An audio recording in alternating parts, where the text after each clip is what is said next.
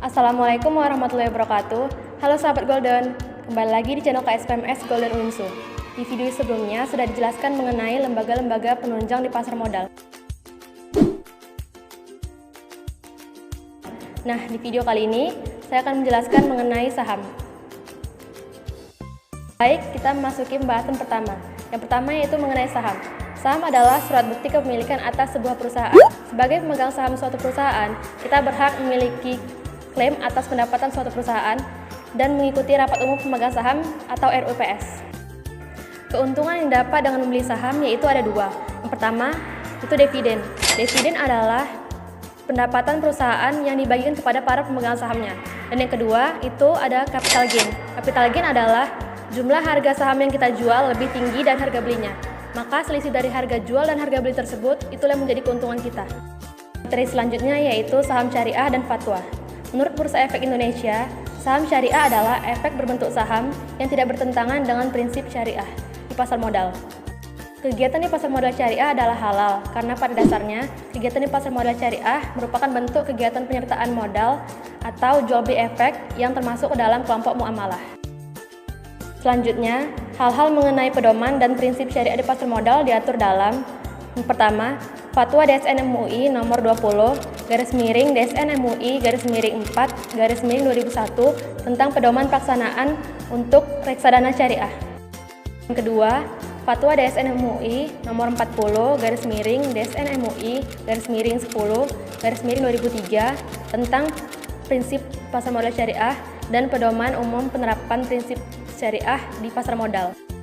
Dan yang ketiga, Fatwa DSN MUI nomor 80 DSN MUI 3 2011 tentang penerapan prinsip syariah dalam mekanisme perdagangan efek bersifat ekuitas di pasar reguler bursa efek. Selanjutnya, kriteria saham syariah. Yang pertama, tidak melakukan kegiatan usaha yang dilarang secara syariah dan tercatat di Bursa Efek Indonesia. Yang kedua, rasio utang berbasis bunga dibandingkan total aset lebih kecil sama dengan 45%. Dan yang ketiga, rasio pendapatan non halal terhadap total pendapatan lebih kecil sama dengan 10%. Selanjutnya, prinsip pasar modal syariah. Yang pertama, investasi halal sesuai dengan syariah. Yang kedua, menggunakan uang sebagai alat pertukaran nilai. Yang ketiga, risiko kerugian cenderung rendah. Yang keempat, transaksi menggunakan akad. Dan yang kelima, mekanisme yang jelas. Selanjutnya, akad yang digunakan. Berdasarkan Peraturan OJK nomor 53 POJK 04 2015, terdapat beberapa akad yang dapat digunakan dalam penerbitan efek syariah di pasar modal Indonesia. Akad tersebut antara lain akad ijarah, akad istisna, kafalah, mudharabah, musyarakah, dan wakalah. Selanjutnya, isu-isu dalam saham. Yang pertama, apakah saham itu sama dengan judi? Menurut Direktur Pengembangan Bursa Efek Indonesia, Hasan Fauzi menyatakan bahwa saham tidak sama dengan judi, karena saham merupakan bukti kepemilikan atas sebuah perusahaan yang secara sah dan tercatat di Bursa Efek Indonesia. Sehingga dengan kita memiliki saham, maka kita juga ikut menjadi pemilik perusahaan. Yang kedua, apakah saham itu mengandung riba? Tergantung pada kita membeli saham tersebut di perusahaan apa.